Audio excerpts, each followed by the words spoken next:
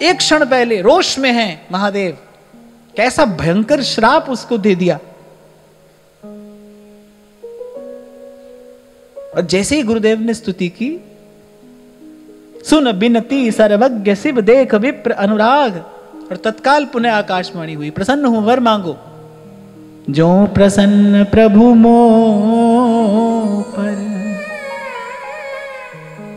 नाथ दीन पैने, निज पद भगति देहु प्रभु,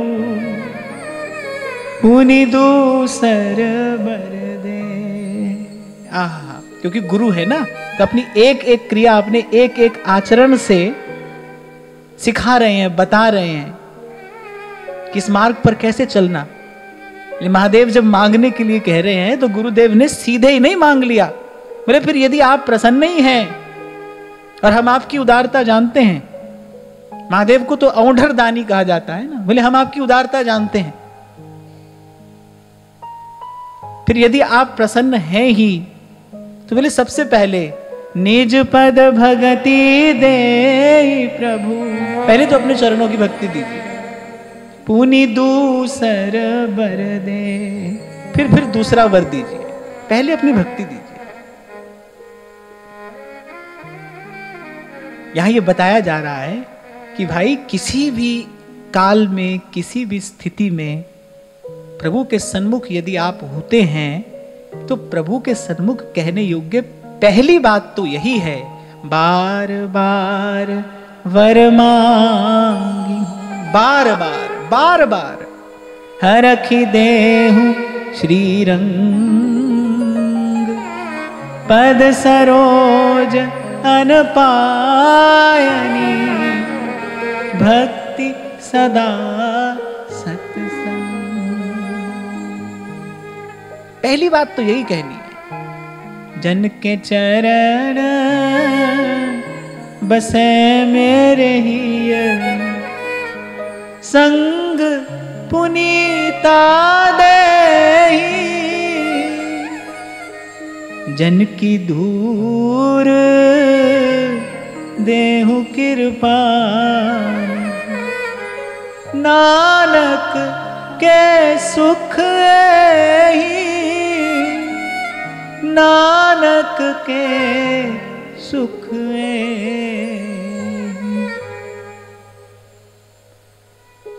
तो गुरुदेव ने कहा पहले तो नाथ अपनी भक्ति दीजिए, क्योंकि आप प्रसन्न दिखाई पड़ते हैं।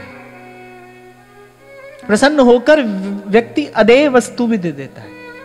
यहां प्रथम पंक्ति में गुरुदेव पहली बात क्या कह रहे, बोले यदि प्रसन्न है तो, जो प्रसन्न प्रभु मोह पर, नाथ दीन परने, प्रसन्न है, प्रसन्न होकर ही व्यक्ति अदेय वस्तु देता है। भक्ति अदेय है, नहीं दी जाती, ऐसे ही नहीं दी जाती। और आप प्रसन्न हैं फिर पहले अपनी भक्ति दीजिए।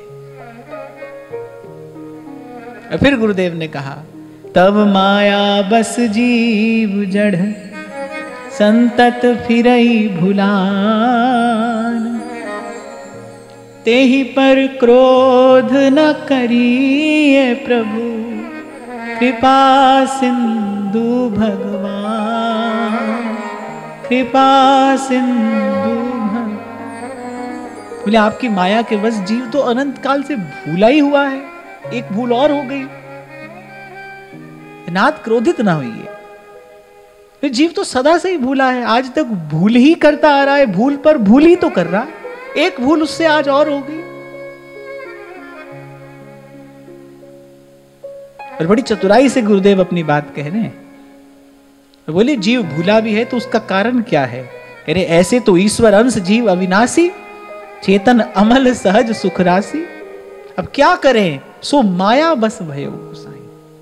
तो आपको क्रोध करना है तो अपनी माया पर करिए, क्योंकि तब माया बस जीव जड़, जीव में जो जड़ता आई है तो आपकी माया का परिणाम है ना।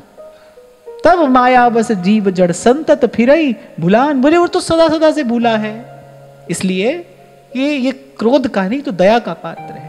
तेहि पर क्रोध न करिए प्रभु, कृपा सिंधु भगवान। शंकर दीन दयाल अब एहि पर हो कृपाल, साप अनुग्रह होई जेहि नाथ थोरहि का। अच्छा, फिर ऐसे ऐसे संबोधन दिए गुरुदेव ने, शंकर दीन दयाल प्रभु। बोले जो अपने ही हाथ से अपना अहित करने में लगा है, उससे अधिक दीनहीन और कौन है। और आप दीनों पर दया करने वाले हैं, आप दीन दयाल हैं, इसलिए इस पर दया करिए। श्राप तो आपने दे दिया है, पर कृपा करिए कि थोड़े से समय में इस श्राप से इसकी मुक्ति हो जाए। गुरुदेव समझ गए कि भाई महादेव की वाणी है, मिथ्या तो हो नहीं सकती, श्राप तो इसको मिल गया है, पर आपकी कृपा हो इस पर, आपका अनुग्रह हो इस पर, और ये थोड़े से काल में इस श्राप से मुक्त हो जाए, ये इस पीड़ा से मुक्त हो जाए। एहि कर होहि परम कल्याणा, सोई करहु अब कृपा निधान। विप्र गिरा सुन परहित सानी, एवमस्तु इति भई नभवानी, एवमस्तु इति भई नभवानी। हे प्रभु, अब वही करिए जिससे इसका परम कल्याण हो। ऐसा होता है संत का हृदय, इसे कहते हैं संत, जिसको भगवान कह रहे भाई सबको मेरे समान देखना, सातम सम मोहि मय जग देखा। भगवान कह रहे भाई सबको हमारे समान देखना, पर संत को हमारे समान नहीं, मोते अधिक संत करी लेखा। मोरे मन प्रभु अस विश्वासा, राम ते अधिक राम करी दासा। राम ते अधिक राम करी दासा। हे प्रभु, आप कुछ ऐसा करिए, श्राप तो इसको मिल गया है, और अब कुछ ऐसा करिए इसका परम कल्याण हो। क्यों? क्योंकि आपके निग्रह से आपका अनुग्रह बड़ा है। आप निग्रह भी करते हैं और आप अनुग्रह भी करते हैं, पर निग्रह और अनुग्रह में श्रेष्ठ आपका अनुग्रह ही है। आपकी कृपा सबसे बड़ी है, इसलिए अब इस पर कृपा करिए।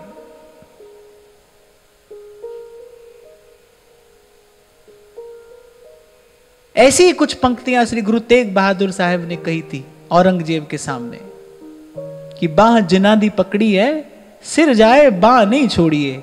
गुरु तेग बहादुर बोले आ धड़ पे धर्म नहीं छोड़िए। गुरु का धर्म है कि कैसे भी येन केन प्रकार इन शिष्य का कल्याण हो। बोले प्रभु जो भी हो, जैसे भी बन पड़े, आप मुझ पर प्रसन्न है ना, तो जो भी हो, जैसा भी हो, इसका कल्याण होना चाहिए, इसका परम कल्याण हो। और केवल कल्याण नहीं, वो कह रहे एक कर होई परम कल्याण।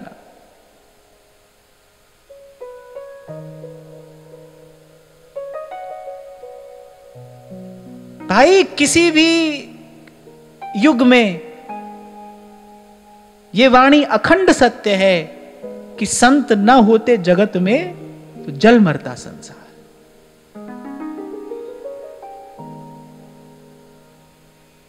यही वो दिन है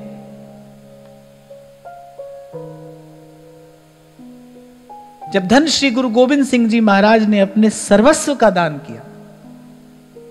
यही वो दिन है।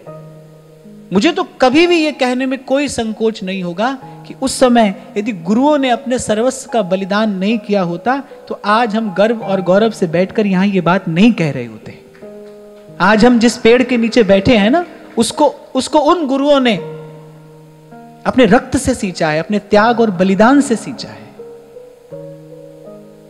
कही थी कभी दो पंक्तियां मैंने कि सरहिंद की जिन दीवारों में साहिबजादों का जिस्म जड़ा है, ऐसी ही बस किसी नींव पर सत्य सनातन धर्म खड़ा है। सर्वस्व का बलिदान किया किसके लिए? धर्म की रक्षा के लिए, ताकि आने वाली पीढ़ियां सुख से रह सकें, वो अपना माथा उठाकर जी सकें। किसी भी प्रकार से उनका ऋण नहीं चुकाया जा सकता। हम तो केवल दोनों हाथ जोड़कर मस्तक झुकाकर उनको एक प्रणाम निवेदन कर सकते हैं। और कुछ करें तो फिर यह करें कि जो मार्ग उन्होंने दिखाया है उस मार्ग पर चलने का ईमानदारी से प्रयास करें। और उनका ऋण कैसे चुकाया जाएगा? और फिर मैंने कहा कि भाई सब स्त्रियों का आदर करना चाहिए, पर सब स्त्रियों में सबसे पहला स्थान तो अपनी माता का है ना। अपनी माता का निरादर करके बाहर किसका आदर करोगे?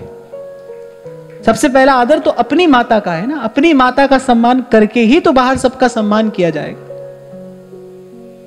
हम शायद बैंगलोर में थे, कोई व्यक्ति शंभू जी को बाइबल देकर गया था कि एक बार आप इसको भी पढ़ें। मैंने कहा भाई हमारा पेट भगवत गीता से ही भर गया है, हमको जो चाहिए था वो हमको हमारी भगवत गीता ने दे दिया है, हमको किसी और ग्रंथ की शरण में जाने की आवश्यकता ही नहीं है, हमको यहीं से मिल गया सब। इसमें किसी का निरादर नहीं है, इसमें किसी का खंडन भी नहीं है।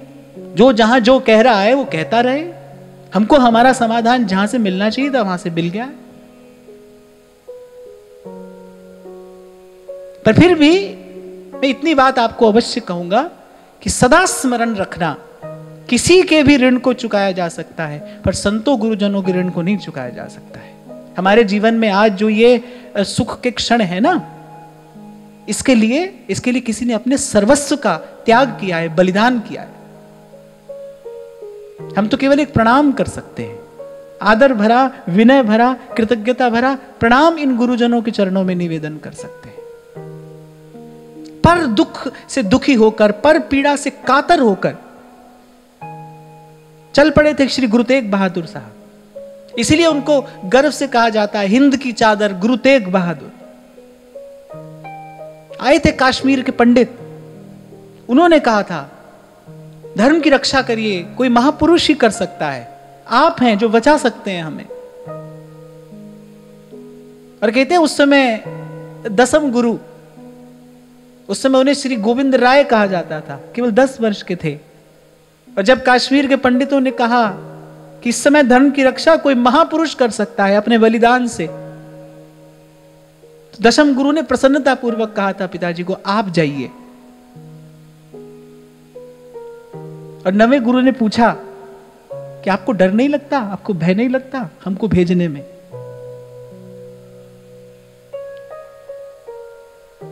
तो नन्हे से बालक क्या उत्तर देते हैं? बोले ईश्वर ने आपको इसीलिए भेजा है, मुझे आपको भेजने में क्यों डर लगेगा? ईश्वर ने आपको भेजा ही इसलिए कि आप धर्म की रक्षा कर सके, आप जाइए। और कितनी क्रूरता औरंगजेब ने की, कहने की बात नहीं है। किसी की भी आत्मा कांप जाए वो सुनकर। और उसके बाद में हंसते हंसते तेरा भाना मीठा लागे, हंसते हंसते उद्घोष करते जही पत राख है धर्म की तेई राख है करतार। अर्धनिमीलित नेत्र और अपने प्रभु का स्मरण करते करते गुरु साहब कहते हैं बाह जिनादी पकड़िए सिर जाए बाह नी छोड़िए, गुरु तेग बहादुर बोलिया धड़ पे धर्म नहीं छोड़ी। इसलिए आपको कहता हूं भाई, ये जो हमारे सदग्रंथ हैं इनका स्वाध्याय होगा तभी धर्म का वास्तविक स्वरूप हम जान पाएंगे। धर्म का स्वरूप जान पाएंगे तो धर्म के मार्ग पर चल पाएंगे। शास्त्र जानोगे तो शास्त्र के अनुकूल आचरण करोगे।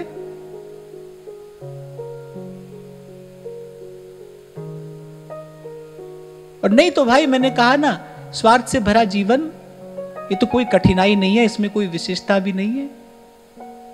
हजारों लाखों मनुष्य इस संसार में रोज पैदा हो रहे हैं और मर रहे हैं, क्या बड़ी बात है, उसमें क्या विशेषता है? संत कह रहे ज्ञान सहित नरदेह वर भरत खंड में हुई।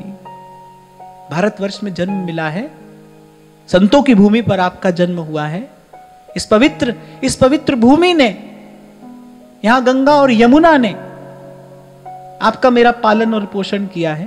भाई इसके प्रति कुछ तो कर्तव्य हमारा बनता है, किसी ना किसी प्रकार से तो हमको धन्यवाद कहने का प्रयास करना चाहिए।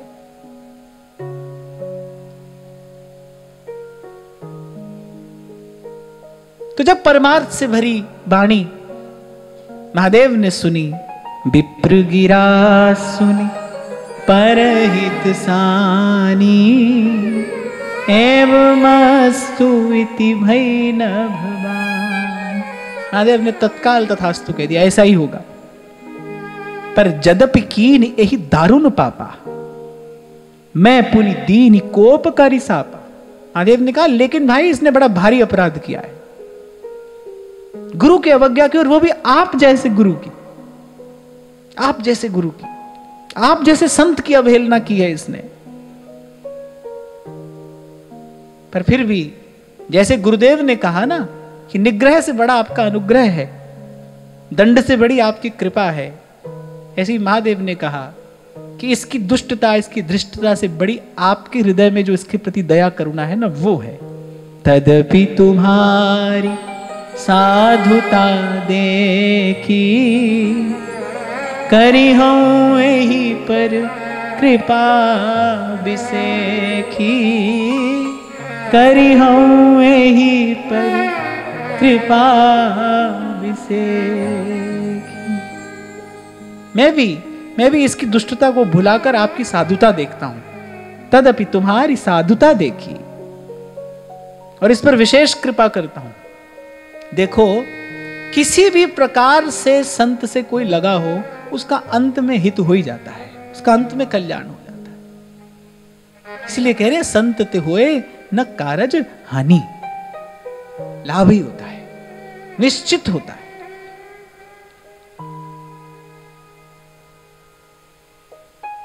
क्षमाशील जय, आप और ध्यान से सुनना।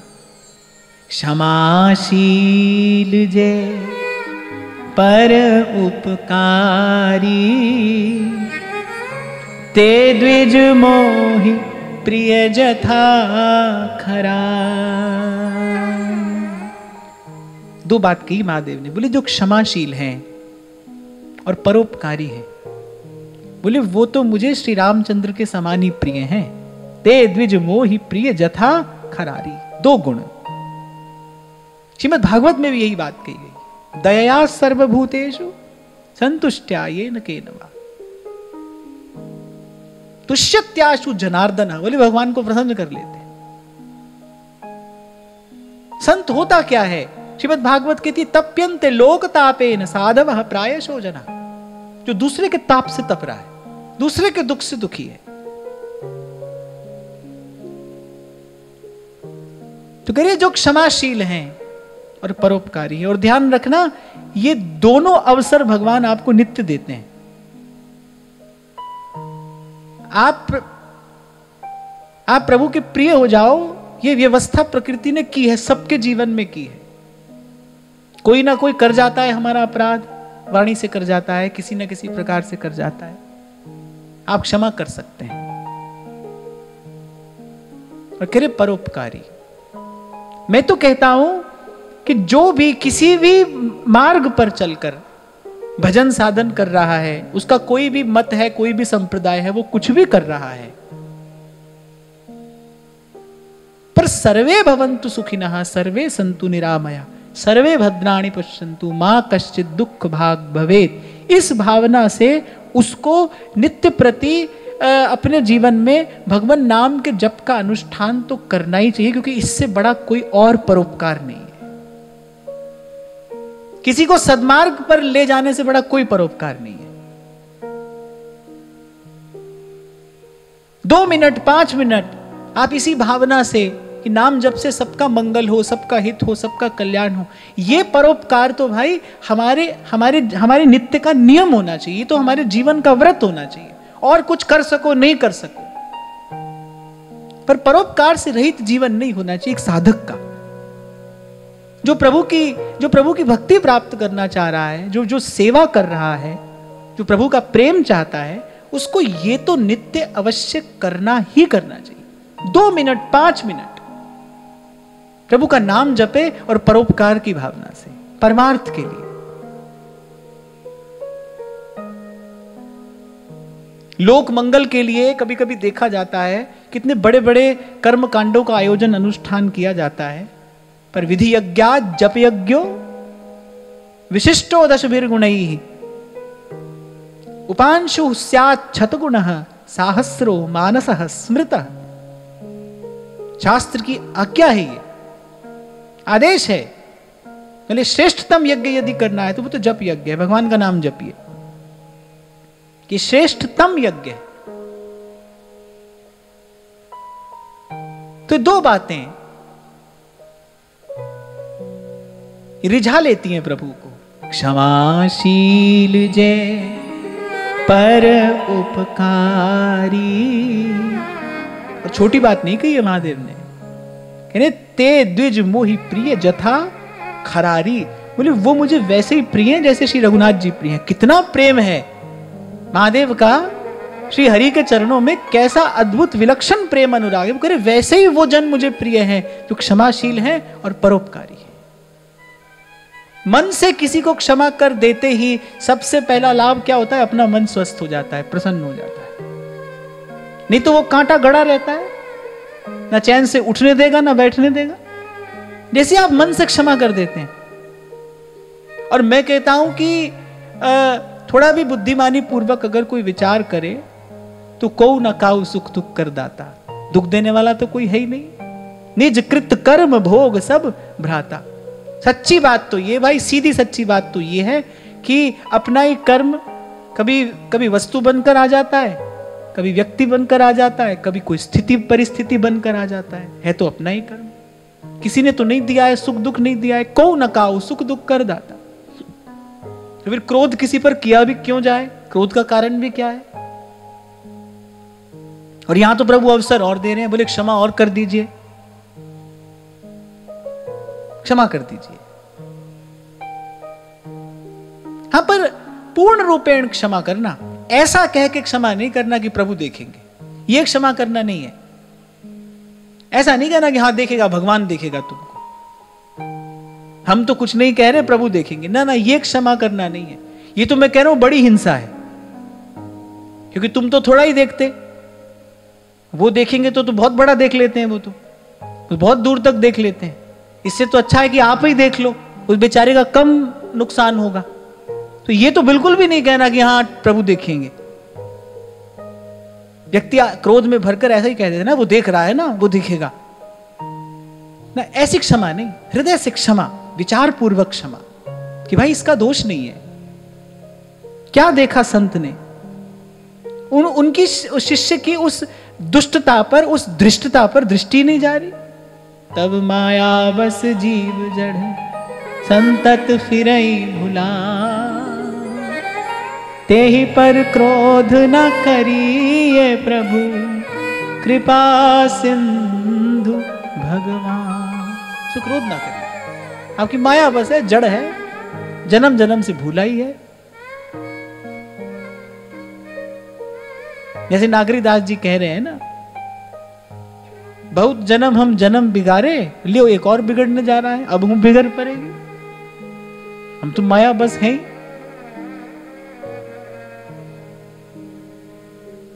पर महादेव बोले, मूर श्राप द्विज व्यर्थ न जाई, जन्म सहस अवश्य यह पाई। महादेव ने कहा भाई हमारा श्राप तो व्यर्थ नहीं जाएगा।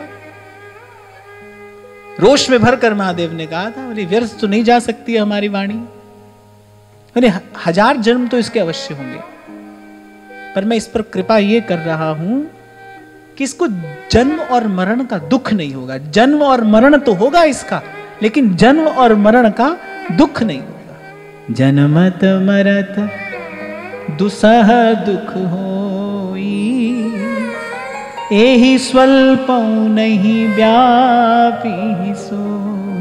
यद्यपि जन्म और मरण के समय दुसह दुख होता है, इसको जन्म मरण का दुख नहीं होगा। कवने हूं जन्म मिटई नहीं ज्ञाना। देखो श्राप तो एक मिला, पर गुरुदेव ने कृपा की तो एक पे एक वरदान महादेव दे रहे हैं। कवने हूं जन्म मिटही नहीं ज्ञाना, सुनहि शूद्र मम वचन प्रमाण। बोले ना तो इसको जन्म मरण का दुख होगा और ना ही कभी किसी जन्म में इसको मोह होगा। मोह के कारण ही ज्ञान नष्ट होता है, नहीं इसका ज्ञान कभी नष्ट नहीं होगा, इसको कभी मोह नहीं होगा। सुनहि शूद्र मम वचन प्रमाण। और महादेव ने कहा ये वचन ध्यान से सुन।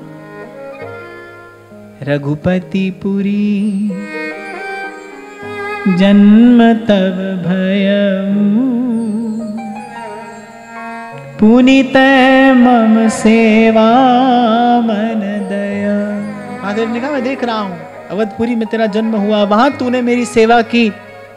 पुरी प्रभाव अनुग्रह मोरे, राम भगति उपजिहि उर तोरे, राम भगति उपजिहि। तो महादेव ने कहा कि तुझ पर धाम की भी कृपा है, अवधपुरी में तेरा जन्म हुआ, वहां तूने मेरी सेवा की। देखो हम तो भूल जाते हैं किसी का भी किया, किसी का भी उपकार हो हम भूल जाते हैं। देखो मनुष्य कितना दुष्ट है, किसी का अपकार नहीं भूलता। कठोर वचन किसी ने कहा हो वो जीवन भर उसको याद रखता है, समय पड़ने पर उसका उत्तर भी देता है, और किसी का किया हुआ उपकार बार बार भूलता है। और यहां प्रभु का स्वभाव कैसा है, अनेक अनेक अपराध प्रभु भुला देते हैं, क्षमा कर देते हैं, लेकिन थोड़ी सी सेवा किसी ने की हो। महादेव ने कहा मैं जानता हूं कि अवधपुरी में तेरा जन्म हुआ और वहां तूने मेरी सेवा की। यानी एक तो अवधपुरी में तेरा जन्म हुआ, तू प्रभु के धाम का वासी है, और फिर तूने मेरी सेवा की, और फिर ऐसे संत की तुझ पर कृपा है। महादेव ने कहा अब मैं तुझे श्रेष्ठतम वस्तु का दान करता हूं कि तेरे हृदय में श्री रघुनाथ जी के चरण कमलों की अविचल भक्ति उत्पन्न होगी, जो किसी भी प्रकार से नहीं प्राप्त होती है, वो भक्ति तुझे प्राप्त होगी। सुन मम वचन सत्य अब भाई, हरि तो सन व्रत द्विज सेवकाई। अब जनि करहि विप्र अपमाना, जाने सुसंत अनंत समान। बोले भूल कर भी कभी किसी ब्राह्मण का अपमान नहीं करना, और जाने सुसंत अनंत समाना। और संतों को तो भगवान के ही समान जानना। महादेव ने क्यों नहीं कहा भगवान से अधिक करके जानना, जहां भगवान स्वयं कह रहे मोते अधिक संत करी लेखा। चलो बताओ क्यों नहीं कहा, देखिए कितनी बुद्धि लगाते हो आप।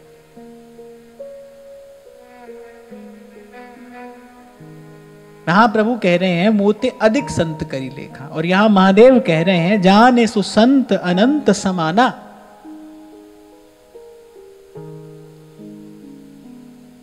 जो बताएगा उसको इनाम मिलेगा।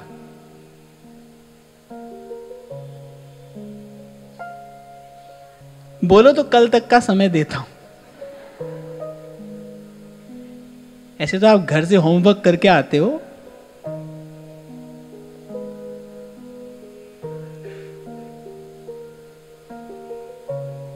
या भी बता दूं,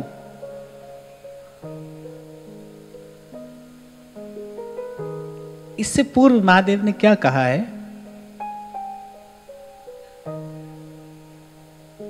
कि राम भक्ति तेरे हृदय में उत्पन्न होगी। संत को भगवान से अधिक देखना ये तो दीर्घ काल की भक्ति का फल है। अभी तो उसके हृदय में हरि भक्ति ही उत्पन्न नहीं हुई है, इसीलिए महादेव ने कहा अभी इसके पास ये योग्यता नहीं है। अभी इसके पास ऐसा हृदय है कि केवल ये इसी आज्ञा का पालन कर सकता है कि संतों को हमारे समान माने। संतों को मुझसे अधिक जानने और मानने के लिए तो दीर्घकालिक भक्ति का अनुष्ठान चाहिए।